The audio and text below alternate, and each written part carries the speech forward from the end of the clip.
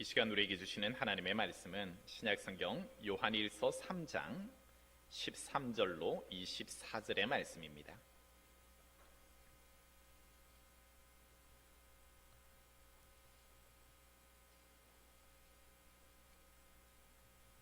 말씀을 봉독해 올리겠습니다. 형제들아, 세상이 너희를 미워하여도 이상히 여기지 말라. 우리는 형제를 사랑함으로 사망에서 옮겨 생명으로 들어간 줄을 알거니와 사랑하지 아니하는 자는 사망에 머물러 있느니라. 그 형제를 미워하는 자마다 살인하는 자니 살인하는 자마다 영생이 그 속에 거하지 아니하는 것을 너희가 아는 바라. 그가 우리를 위하여 목숨을 버리셨으니 우리가 이로써 사랑을 알고 우리도 형제를 위하여 목숨을 버리는 것이 마땅하니라. 누가 이 세상의 재물을 가지고 형제의 궁핍함을 보고도 도와줄 마음을 닫으면 하나님의 사랑이 어찌 그 속에 거하겠느냐.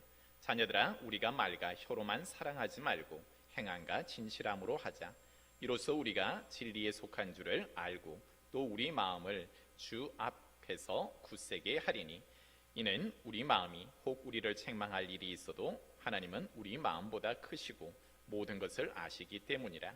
사랑하는 자들아, 만일 우리 마음이 우리를 책망할 것이 없으면 하나님 앞에서 담대함을 얻고 무엇이든지 구하는 바를 그에게서 받나니, 이는 우리가 그의 계명을 지키고 그 앞에서 기뻐하시는 것을 행함이라. 그의 계명은 이것이니 곧 그 아들 예수 그리스도의 이름을 믿고 그가 우리에게 주신 계명대로 서로 사랑할 것이니라. 그의 계명을 지키는 자는 주 안에 거하고 주는 그의 안에 거하시나니, 우리에게 주신 성령으로 말미암아 그가 우리 안에 거하시는 줄을 우리가 아느니라. 아멘. 좌우에 계신 분과 인사 한번 나눕시다. 예수님 안에서 사랑합니다. 오늘은 본문 말씀을 중심으로 행함과 진실함이 있는 사람이라는 제목으로 은혜를 나누고자 합니다. 하나님께서 우리를 하나님의 사람으로 불러주셨을 때는 우리는 부름받은 자이기도 하지만 하나님은 항상 우리가 하나님 안에만 거하기를 원하지 않는 거예요. 때로는 부름받은 자는 반드시 세상으로 보냄을 받은 자로서의 삶을 살아야 한다라는 것입니다. 그래서 하나님은 항상 예수님께서도 제자들을 부르시고 난 이후에 예수님 안에 거하게 하셨다가 다시 한번 그들에게 사명을 주실 때 궁극적으로는 세상을 향하여서 보냄을 받은 자로서의 삶을 살라라고 이야기를 합니다. 우리 성도의 삶에 있어서도 마찬가지입니다. 나는 하나님의 사랑 안에 거하고 싶고 날마다 주님 품 안에만 있으면 좋겠는데, 하나님은 우리를 일컬어 다시 한번 세상으로 나가라라고 이야기를 합니다.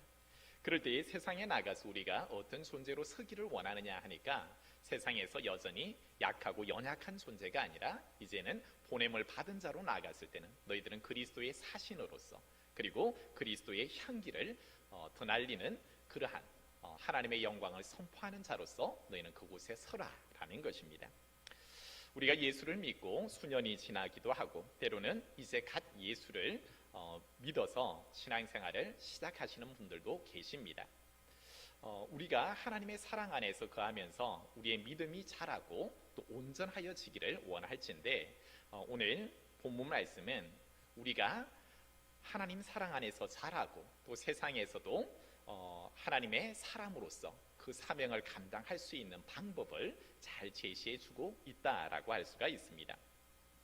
사람이 어떤 존재인가 라고 할 때 제가 금요 기도회를 통해서 한번 말씀을 드렸습니다. 하나님은 우리를 영적인 존재요, 혼적인 존재요, 육적인 존재로 만드셨습니다. 그러할 때 항상 이것은 유기적으로 서로 연결이 되어 있습니다. 그래서 하나님의 영이 우리의 몸과 마음을 그리고 우리의 육체에게 아름답게 흘러 내려오게 해야 한다는 겁니다. 그것이 막히게 되어질 때는 뭔가 하나님과의 단절됨을 경험할 수밖에 없다라는 것이지요. 오늘 본문 말씀 속에서도 하나님께서는 너희는 어떤 자냐라고 할 때 너희는 사랑을 받은 자다라는 거예요. 이미 우리의 죄가 많은, 허물이 많은 자였지만 16절의 말씀에 보면은 하나님께서는 예수 그리스도를 통하여서 이미 우리의 죄값을 속량하여 주셨고 우리를 의롭다 칭해 주셨고 우리의 모든 죄를 사하여 주셨죠. 모든 인생의 문제를 해결해 주셨어요.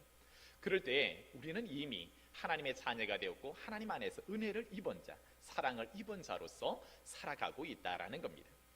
맑고 깨끗한데 이제 이것을 잘 유지하는 것은 바로 하나님께서 우리에게 주신 말씀대로 잘 훈련되고 연단됨이 필요하다라는 겁니다. 하나님이 우리에게 주시는 계명을 여러 가지로 말할 수 있지만 그것을 성경에서 613가지나 되어지는 율법의 조항들이 있지만 그것을 하나의 계명으로 말하라고 하면은 오늘 본문에 말하고 있는 사랑입니다. 하나님을 사랑하고 이웃을 내 몸과 같이 사랑하라라는 거죠. 이것을 실천하게 되어질 때에 너희는 비로소 온전하여진다라고 이야기를 합니다. 이것이 어떻게 가능해지겠습니까? 여러분, 하나님께서 내게 말씀하시는데 그 말씀을 불순종하게 되어질 때 우리는 하나님과의 단절됨, 즉 죄로 인하여서 하나님과의 막힘이 있습니다.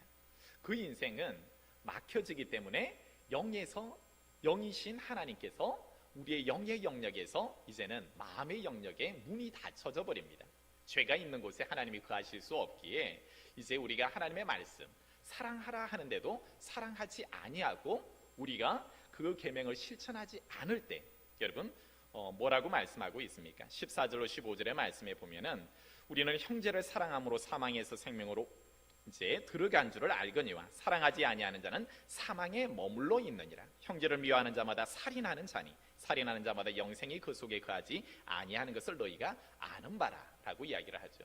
하나님께서 계명을 주셨는데 그 계명을 실천하지 않는 것, 형제를 사랑하지 않는 것은 결과적으로 하나님과의 단절됨을 경험하면서 그는 형제를 살인하는 자이고 그 속에는 영생이 없다라고 이야기를 합니다. 왜냐하면은 그는 사랑을 받은 자이지만 은혜를 받은 자이지만 은혜를 흘려보내지 못하고 자기 자신만 은혜 받는 자리에서 그냥 있겠다 하면 나는 내 생각은 그것이 은혜의 자리에 있는 것 같지만 하나님은 그 자리는 사망의 자리요 내가 사랑을 흘려보내지 않은 것은 곧 형제를 살인하는 것과 같다.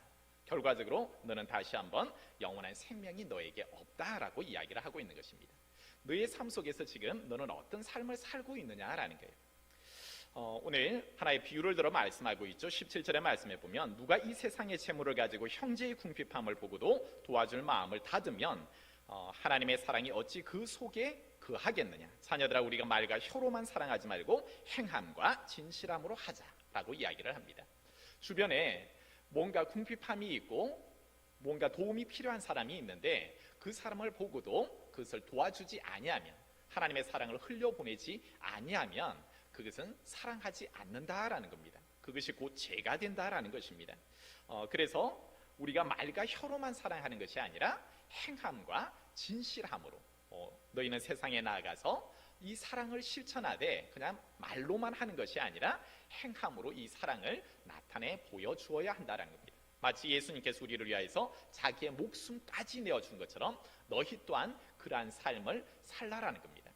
그럴 때 이제 하나님의 계명이 우리 안에 이루어질 때 하나님께서는 영이신 하나님께서는 우리의 마음과 육체까지 이렇게 흘러가시면서 결과적으로는 어떻게 되어지는가 할 때 이후에 말씀에 한번 보겠지만 21절로 해서 그 이하에 보면 하나님께서 이 사랑의 계명을 실천하는 자에게 주시는 축복이 있습니다. 하나님께서 내주하시고 날마다 교통하여 주심으로 오히려 하나님의 사랑 안에 거하게 되어지는 겁니다. 내가 사랑의 계명을 실천하였기에 그는 하나님을 만나되 두려워하지 않습니다. 오히려 하나님 앞에서 내 담대함을 얻게 되어지고 그가 또한 하나님을 향하여서 간구를 하는 거죠. 기도를 하게 되어질 때 하나님은 반드시 그 기도에 응답하여 주셔서 그는 이제 하나님이 주시는 복을 누리는 삶을 사는 겁니다.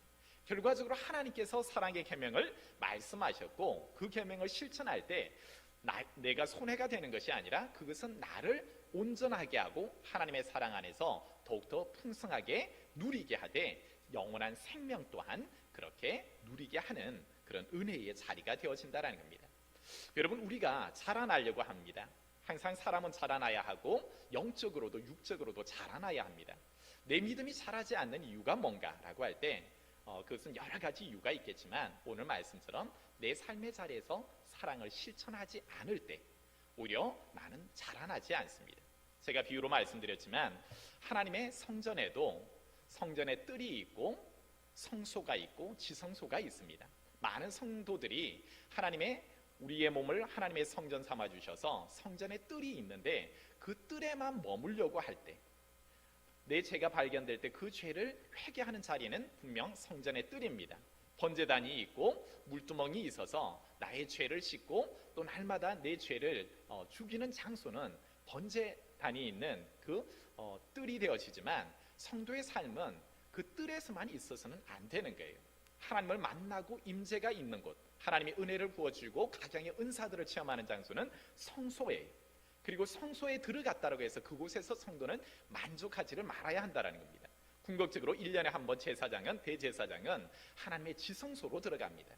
실질적으로 하나님의 임재가 있고 하나님과의 만남의 자리, 그곳으로 들어가야 하는 거죠. 오늘 본문 말씀 속에 사랑을 실천하는 자는 어떻습니까? 21절의 말씀 하반절에 보면은 하나님 앞에서 담대함을 얻고 라고 이야기를 하죠. 아무나 지성소에 들어가지를 못합니다. 죄를 가지고 하나님 앞에 들어갔을 때 그는 죽습니다. 그러나 하나님이 명하신 그 사랑의 계명, 하나님을 사랑하고 내가 이웃을 온전히 사랑했을 때 나는 하나님이 하라한 것을 그대로 그 계명을 지켰기에 나는 온전한 모습으로 하나님 앞에 세워지고 담대함을 얻게 되어지는 것입니다. 여러분, 믿음의 조상 아브라함을 한번 보는 것입니다. 창세기 18장 1절로 11절의 말씀에 보면 하나님께서 마므레 상수리 나무에서 아브라함을 찾아가십니다. 사람의 모습으로 두 명의 천사와 함께 아브라함 앞에 나타났어요. 나그네로서 그 앞에 나타나신 거죠. 그럴 때 아브라함이 어떻게 했느냐 하면은 2절의 말씀에 보면 아브라함이 장막문에서 달려나가 영접하여 몸을 땅에 굽혔다라고 이야기를 합니다. 그냥 나그네가 지나가는데 아브라함은 그를 본 거예요. 나그네를 본 거예요. 하나님께서도 신명기를 통하여서 말씀하셨고 출애굽기를 통하여서도 말씀하시죠. 나그네를 영접하라. 너희도 나그네가 되었기 때문에 오히려 객가 구하나 가부들, 특별히 나그네의 삶들에 대하여서 하나님은 가난한 자에 대해서 긍휼함을 가지고 계십니다. 그럴 때에 아브라함에게 있어서도 아브라함은 이미 하나님의 큰 은혜와 축복을 받은 자지요. 그럴 때에 그의 마음속에 하나님께서 그 사랑을 흘려보내기를 원할 때에 믿음의 조상 아브라함은 어떻습니까? 그의 일상적인 삶 속에서 보여지는 나그네에 대하여서 가도하리만큼 그는 그를 영접하고 그를 접대하고 환대합니다. 달려나가서 영접하고 몸을 굽히기도 하고 4절의 말씀에 보면은 당신의 발을 씻으시고 나무 아래 씻어서 내가 떡을 조금 가져다가 당신들의 마음을 상쾌하게 하신 후에 지나가소서라고 이야기를 합니다. 그리고 급히 음식을 만들게 하고 가장 좋은 것, 최상의 음식을 준비하게 합니다. 7절의 말씀에 보면 가축대에 있는 곳으로 달려가서 기름지고 좋은 송아지를 잡았다라고 이야기를 합니다. 그래서 송아지로, 때로는 떡으로, 우유로 그 나그네들을 발효시키고 환대하고 접대하는 거예요. 그리고 8절의 말씀에 보니까 나무 아래 모셔 섬에 그들이 먹으니라 라고 이야기를 합니다. 그들을 영접하되 그냥 먹고 가세요라는 차원이 아니에요. 어떻습니까? 오히려 나그네를 영접하되 정말 하나님을 영접하는 것과 같이 그냥 내게 있는 것 일부분을 그냥 짜투리를 주는 게 아니에요. 그가 가진 최고의 것을 가지고 최상의 송아지, 그리고 뭔가 느긋하게 하는 것도 아니에요. 그들을 위하여서 급히 그 음식들을 종에게, 때로는 아내 사라에게 음식을 장만하게 하고 그는 종의 모습으로 서서 무려 그를 섬기지요. 여러분, 하나님께서 오늘 사랑하라 라는 것, 너희가 말과 혀로만 사랑하지 말고 행함과 진실함으로 하라라는 것은 너희의 삶 속에서 이 사랑을 실천하되 이제는 실질적인 삶으로 그것을 사랑을 실천하라라는 겁니다. 그냥 사랑 안 해도 괜찮은데요, 여러분, 그 자리는 사망의 자리입니다. 죽음의 자리입니다. 나는 괜찮은데 결과적으로 보면 하나님의 진노의 자리입니다. 내가 너희에게 은혜를 베풀어 줬는데 그 은혜가 흘러가지 않고 나만 그냥 받겠다라고 하는 것은 그는 내 생각이고 내 착각입니다. 하나님은 그 자리를 반드시 사랑을 받았으면 하나님은 반드시 사랑받은 자는 사랑을 흘려보내야 한다라고 이야기를 하고 있는 것입니다. 그 흘려보냄이 바로 아브라함을 통하여서 흘려보낼 때에 아브라함이 자기의 재산이 그리고 자기의 시간이 물질이 더욱더 손해를 보았을까요? 그렇지가 않습니다. 아브라함은 오히려 그를 영접하였는데 부지 중에 그 나그네를 영접하였는데 그가 받은 것이 더 많았다라는 것입니다. 성경이 뭐라고 기록하고 있느냐 하니까 아브라함이 그의 인생의 문제를 해결받습니다. 하나님께서 그에게 언약하여 주신 자녀의 축복을 이 영접함으로 사랑을 실천함으로 오히려 해결을 받습니다. 하나님의 사자가 그에게 이야기를 하죠. 이미 사라의 태가 다 서 있는 겁니다. 9절의 말씀에 보니까 그들이 아브라함에게 이르되 내 아내 사라가 어디 있느냐 대답하여 장막에 있나이다 하니까 그가 이르되 내년 이맘때에 내가 반드시 내게로 돌아오리니 내 아내 사라에게 아들이 있으리라 라고 말합니다. 바로 아브라함에게 가장 필요한 것은 아직도 해결받지 못한 인생의 문제, 정말 하나님께 응답받고 싶은 갈급한 것이 있는데 그 언약, 내 씨를 통하여서 주실 그 하나님의 자녀를 사모하고 있는데 하나님께서 언제 열어주셨는가 할 때 바로 이 부지 중에 그 사랑을 실천하는 아브라함에게 하나님께서는 그 사자를 통하여서 그의 태의 문제를 여시고 자녀의 문제를 해결해 주고 계시죠. 뿐만 아니라 오늘 21절로 24절에 약속하고 있는 것과 같이 하나님께서 그 아브라함에게 기도의 응답을 해주십니다. 그리고 하나님 앞에 서서 그는 담대함으로 설 수 있는 믿음 또한 주셨다라는 겁니다.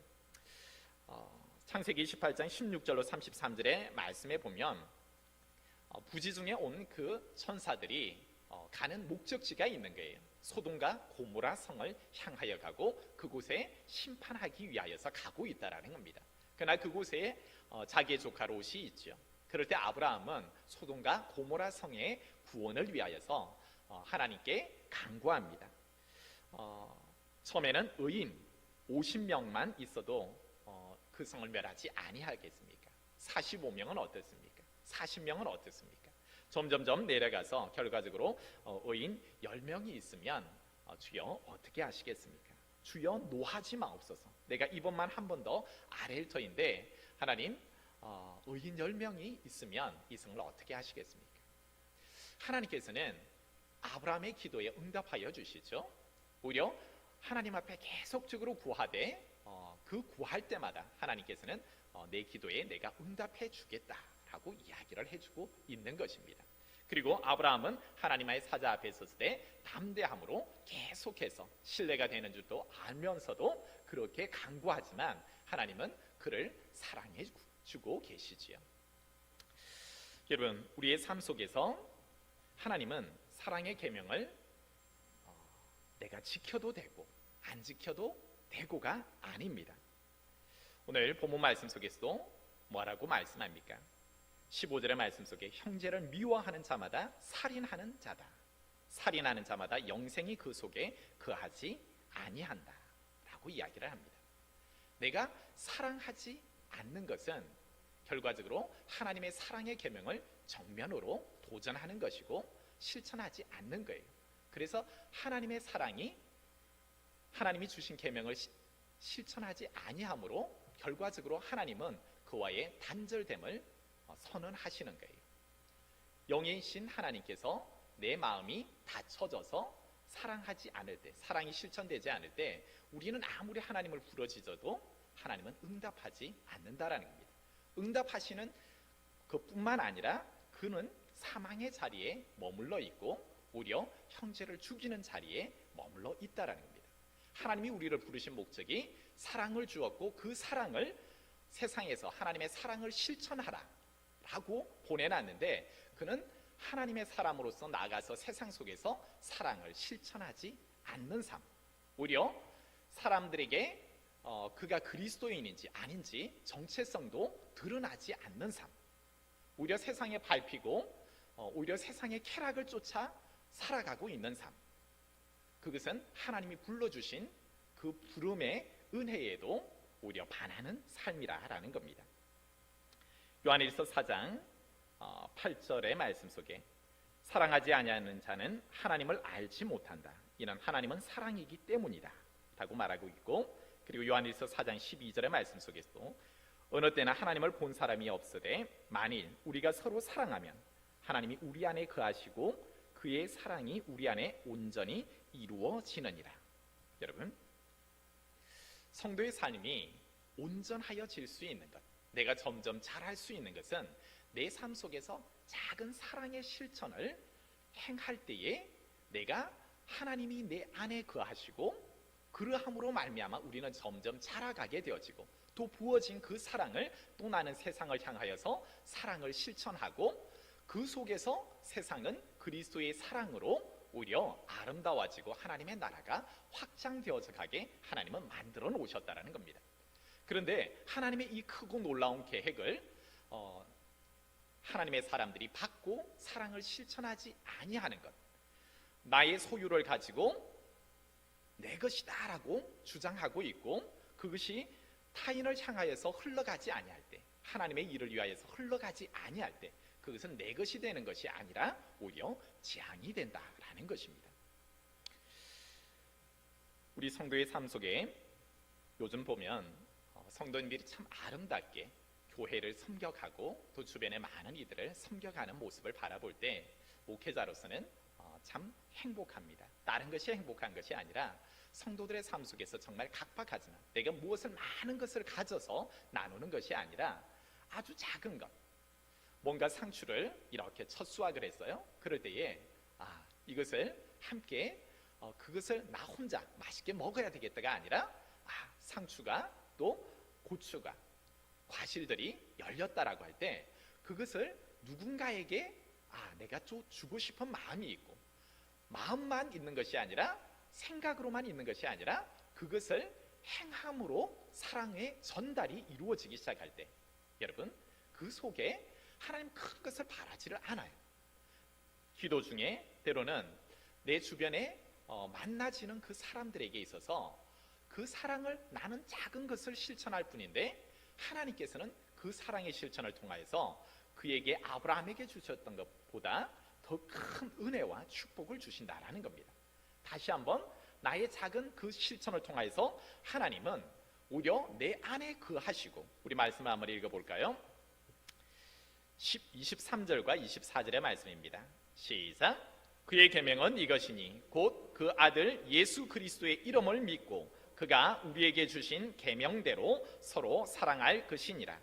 그의 계명을 지키는 자는 주 안에 거하고 주는 그의 안에 거하시나니 우리에게 주신 성령으로 말미암아 그가 우리 안에 거하시는 줄을 우리가 아느니라. 아멘. 나는 자그마한 사랑의 실천을 할 때 나는 영의 사람이 되어지는 겁니다. 바로 하나님이 내 안에 거하시고 성령이 우리 안에 거하시면서 날마다 이제는 성령께서 우리를 하나님이 계시는 그 영의 장소로까지, 우리는 구할 수 없지만 탄식함으로 우리가 구하지 못하는 그것을 하나님께 아뢰고, 하나님은 또 성령을 통하여서 우리에게 그것을 생각나게 하고 지도를 받게 하고, 그는 이 세상에 살지만 하나님의 사람으로서 계속 하나님 안에서 거하면서 자라나는 거예요. 온전하여지는 거예요. 성장하게 되어지는 것이고, 이제는 젖먹이에서 그리스도의 장성한 분량까지 자라나는 거예요. 여러분, 베드로와 요한이 성전 미문에 앉아있는 그 연약한 자를 평상시에 눈여겨보았을까요? 그렇지 않습니다. 하나님의 영이 그와 함께할 때 그는 자그마한 사랑의 실천을 할 때에 오히려 하나님은 그와 함께 해주셨고 많은 역사들이 일어났죠. 그 역사를 일으킬 때 베드로와 요한의 마음속에는 어떠했겠습니까? 하나님이 내 속에 역사하심을 알 때 그는 더욱더 하나님의 은혜를 흘려보내죠. 그것을 돈으로 값을 받고 그것을 병 고쳐주고 그것을 또 자기의 재산을 불리는데, 자기의 명예를 내는데 사용했겠습니까? 그렇지를 않은 거예요. 그저 내게 받았으니, 하나님이 내게 성령을 주셨고 하나님의 받은 그 사랑이 크기에 내가 그 사랑을 흘려보낼 때에 하나님은 그와 늘 함께 하시면서 더 큰 은혜를 부어주시는 거예요. 그래서 베드로가 다비다에게 기도할 때에 죽은 다비다가 살아나지 않습니까? 복음을 전하는데 그의 입술에 능력이 나타나서 3,000명이나 되는 사람들이 회개하며 돌아오지 않습니까? 그가 사로잡혔으되 사내들이 있는 공회에 잡혔으되 그는 두려워하거나 염려하지 않죠. 오히려 그 사람들을 변화시켜버리는 능력의 사람이 되지 않습니까? 왜 그러합니까? 세상으로 보냄받은 그가 하나님은 연약한 자로 만들지를 않는 거예요. 그가 강하여질 수 있는 것은 나를 보내신 하나님 그 말씀을 삶 속에서 실천해 보는 거예요. 정말 사랑해주고 긍휼히 여겨주고 그를 사랑할 때 하나님은 그 사랑을 점점 더 부어주시고 그에게 능력을 부어주심으로 말미암아 그의 삶은 이제는 연약한 삶이 아니라 온전한 삶이에요. 하나님이 함께 하시는 삶, 성령이 충만한 삶, 유일하신 성부 하나님과의 그 앞에 섰으되 담대함을 얻고 하나님께 간구하는 삶, 오히려 하나님의 뜻을 알고 행하는 삶, 그 삶이 진정한 하나님이 나를 불러주신 자요 세상에 보냄받은 자로서의 그 삶을 누리는 삶이죠. 이제 말씀을 마무리합니다. 사랑하는 성도 여러분, 이제 7월 첫째 주가 되어지면 여러분이 지금 석 달 전에 올려드린 태신자, 여러분 매일매일 기도하고 있으리라 생각합니다. 기도만 하고 있는 게 아니에요. 말만 하는 것이 아니에요. 오늘 뭐라고 말하고 있습니까? 18절의 말씀 속에 행함과 진실함으로 하자라는 겁니다. 내 태신자에게 이제 오늘 하나님이 말씀하시는 거예요. 그럴 때 그를 향하여서 행할 수 있기를 소망합니다. 나아가서 필요를 채워주는 거예요. 그의 손을 붙잡는 거예요. 그리고 그에게 나아가서 할 것은 자기 이름 드러내지 마시고 하나님은 보냈을 때에 항상 보냄받은 자가 해야 하는 것이 있습니다. 고린도전서 10장 31절의 말씀처럼 너희가 먹든지 마시든지 무엇을 하든지 다 하나님의 영광을 위하여서 하라라는 겁니다. 여러분이 작은 것을 섬길 수도 있고 때로는 여러분이 그들을 위해서 더욱더 간절한 마음으로 기도할 수도 있고 또 위로해 줄 수도 있고 그들의 필요들을 채우라 하실 때는 여러분이 실질적으로 아브라함처럼 한번 채워보십시오. 행함으로 한번 나아가 보십시오. 그것은 나의 것을 소비함이 아니라 하나님이 더욱더 나를 채워주시는 자리요, 기도의 응답이 있는 자리요, 하나님의 영으로 충만한 자리요, 오히려 내가 더욱더 그리스도 안에서 온전하여지고 내가 사망의 자리에 머물러 있는 것이 아니라 나는 영생의 자리에 있는 것이고 하나님이 약속한 은약의 축복의 자리에 있는 삶이 되는 것입니다. 이제 이 사랑을 실천함으로 하나님의 사랑이 우리 안에 거하고 날마다 기도함으로 응답을 받고 또한 하나님이 주시는 그 모든 축복을 누려받는 저와 여러분의 인생 되기를 주의 이름으로 소망합니다.